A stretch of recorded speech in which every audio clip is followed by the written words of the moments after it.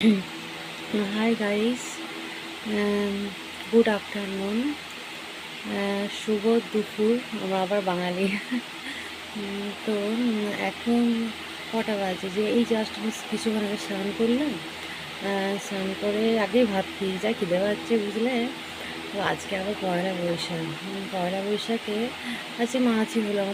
দেখো আমাদের মতে বছরের প্রথম দিন মাছটাই শুভ, তাই না? মাছ খাওয়াটাই বেটার হয়। তো আজকে হয়েছিল ভাত, কুমড়ো পুঁই শাকের একটা ঝাল তরকারি, আর মাছ দিয়ে রুই মাছ আলু দিয়ে ঝোল। আর সরি, আমি তেতোটাই বলতে ভুলালাম, প্রথমে তো নিম পাতা বেগুন দিয়ে ভাজা, হ্যাঁ নিম বেগুন আর কি। একটু শাকটা মনে আছে, কারণ শাকটা আমি প্রথমে রেগে গেছি, কারণ শাকটা আমার খুব ভালো লাগে। আর একটু চাটনিও ছিল। তো আজকে আমার এখন একটা ভিডিও করা এটাই মানে একটা কথা বলি, ঠিক আছে? অনেকে হয়তো আমার ফেসবুক, ইনস্টাগ্রাম, তোমরা হয়তো আমাকে অনেক ফলো করো, তোমরা হয়তো অনেকে জেনেও গেছো যে আমার বিবাহিত সম্পর্ক ভালো না, ঠিক আছে? কেন ভালো না? কারণ আমি একজনকে ভালোবেসেই বিয়ে করেছিলাম, ঠিক আছে? তো দুর্ভাগ্যবশত হয়তো আমি তাকে চিনতে পারিনি, হ্যাঁ, চিনতে পারিনি, বা তার যে নাটক, ভালোবাসার যে নাটক করেছে সেটা আমি বুঝতে পারিনি। কারণ ভালোবাসা জিনিসটা এমনই, জানো তো বন্ধুরা, চোখ দেখে বোঝা যায় যে কে ভালোবাসে আর কে ভালোবাসে না, কে নাটক করছে, কে টাকা পয়সা নিয়ে ভালোবেসেছে। তো আমাদের বিয়ে হয়েছিল 12ই ফেব্রুয়ারি 2024, ঠিক আছে? খুব স্পেশাল দিন, হ্যাঁ, 14ই ফেব্রুয়ারি বুঝতে পারছি, ভ্যালেন্টাইন্স ডে। তো বিয়ের 4 মাস মধ্যে আমাদের মধ্যে খুব সম্পর্কটা একটু খারাপ হয়েছে। অনেক রকম কারণ আছে, সেগুলো আমি এখানে ডিসকাস করছি না। খুবই বাজে সিচুয়েশন পড়ে যায়। একটা মেয়ে তো সব কিছুই বুঝতে পারি, আর এইসব ভেতরের কথা বা বাইরের কথা এগুলো আমি আর বললাম না।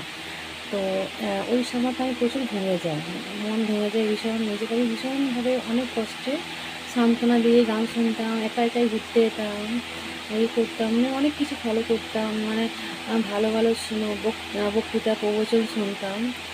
তো শাঁখা সিঁদুর কিন্তু পড়তাম, ঠিক আছে? শাঁখা সিঁদুর কোনো খুলিনি। তো আমার নিজের ছোটো মাসির কথাই বলছি, উনি হয়তো খারাপ হিসেবে বলেননি।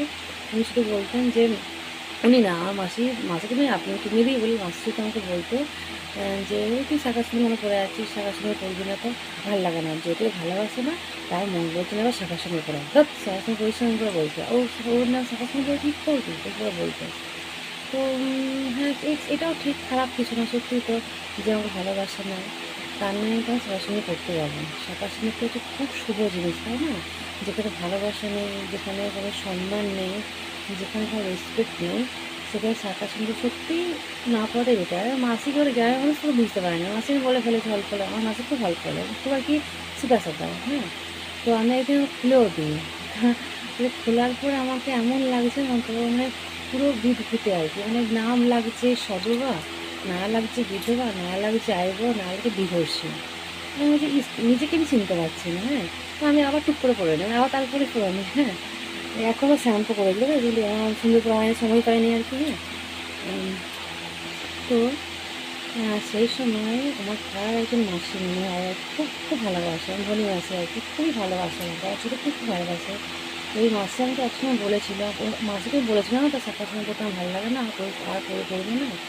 আমার ছোটো মাসি বলছে যে করিস না। তখন ধনী মাসি আমাকে বলেছিল, সেই কথাটা আমার সত্যি এখনও কানে বাজে। আর ভালো কথাই বলেছে যে এই শোন, শাখা সিঁদুর কেন খুলবি? শাখা সিঁদুর হলো মেয়েদের সৌন্দর্য, সত্যিই তাই। একটা মেয়ে বিয়ের পর যখন শাঁখা সিঁদুর পরে নেয় না, তারপর হঠাৎ করে যখন খুলে দিতে কেউ বলে না, সেও তো বোঝে না, কিন্তু খোলার পর যে চেহারাটা সে দেখতে পায় না, সত্যি সেটাও নিজেকে নিতে পারে না।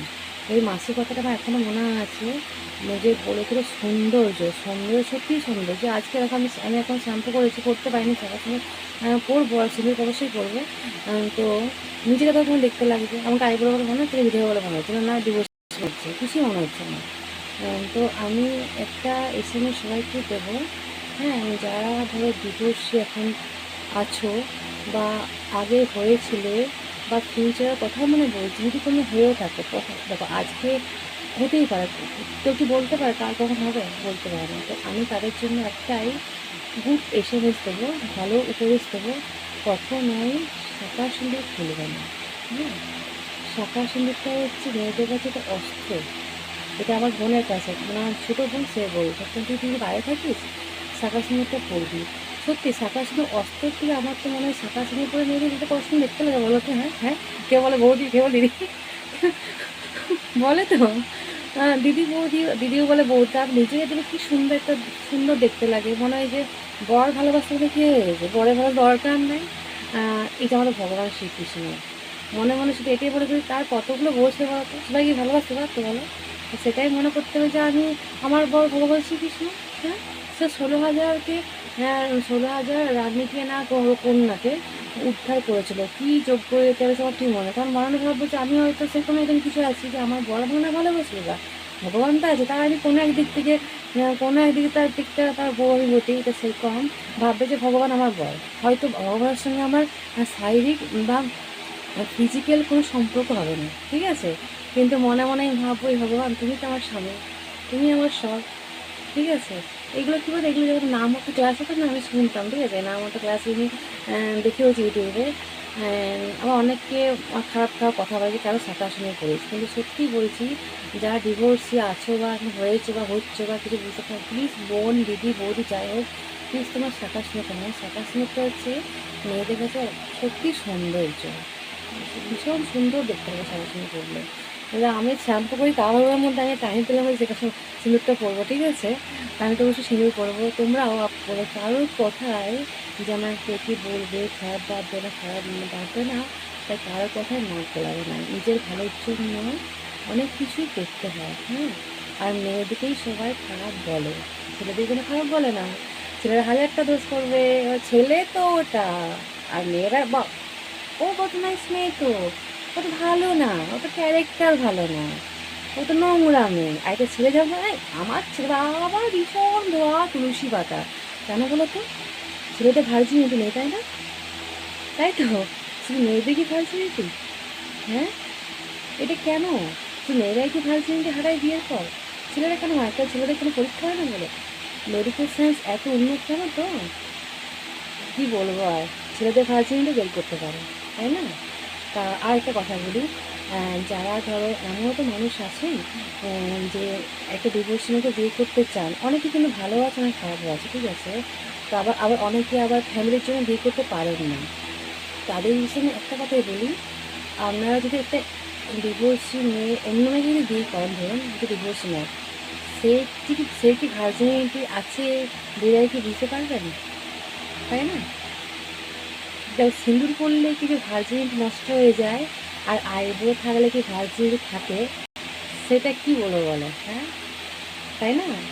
তাই যদি কারো অনেকে বলে যে হ্যাঁ ও তো বিয়ে হয়ে গেছে, ও তো বিয়ে করেছে, ওরা তো ভার্জিন নষ্ট হয়ে গেছে, কিন্তু অনেক আইব্রো মেয়েও আছে, নোংরা মেয়েও আছে, যাদের শরীর দেখলেই বোঝা যায় সে তো একদম নোংরা নোংরা, তাই না? ফিগার, শরীর অনেক কিছু কথা বলে, তাই না? আর ভার্জিনিটি জিনিসটা কী, সতীত্ব, সেটা ভগবানই জানে। আর কি বলে বলো বন্ধু, কারণ এইসব কথা আমি শুনেছি না তো, তাই আমার অনেক পড়াশোনাতে আলোচনা করি। তাই কখনো আরেকটা কথা বলি, যারা ডিভোর্সিদেরকে ভেবে বা জানো যে ডিভোর্সি হচ্ছে, বা এই হয়তো স্বামীর সঙ্গে সংসার করতে পারে জেনে শুনে, তাও কেটে বেটাং সাইডে কথা বলছে, টোন কেটে কথা বলছে, এ তো ডিভোর্স হয়ে যাবে, এর বর তো ভালোবাসে না, ডিভোর্স তো হবে, তো হবে, তো ডিভোর্স হওয়ার পর কি মেয়েটার জীবন বলে কি থাকে না? আর হ্যাঁ একটা কথা বলি, নোংরামোটা করতে নেই। যেমন তো অনেকজন আছে একাই থাকে, একা থাকার যে কী আনন্দ বন্ধুরা, আরও আনন্দ, হেবি আনন্দ। কিন্তু বিয়েটাই কি সব কিছু বলো? একাও বাঁচা যায়, হ্যাঁ, একাও সুন্দরভাবে শান্তিভাবে বাঁচা যায়। স্বাধীনতা জিনিসটা ভীষণ প্রয়োজন, হ্যাঁ।